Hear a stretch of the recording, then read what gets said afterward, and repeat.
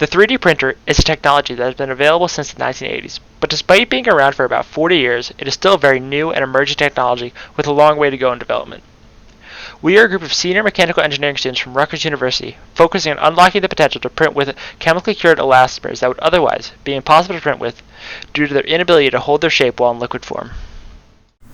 More specifically, we aim to build a 3D printer that will be able to print a range of elastomeric composites with solid nanoparticles such as graphene, which introduces a unique set of mechanical properties compared to standard elastomers. We plan to do this by improving on the traditional fused deposition modeling system to be capable of printing liquid materials of varying viscosities.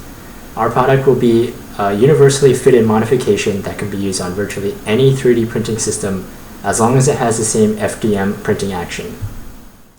This modification works by regulating the mass flow rate of the two ingredients, mixing them together, thereafter dispensing it through a nozzle that will partially cure the material to hold its shape while also being able to fuse the layers together.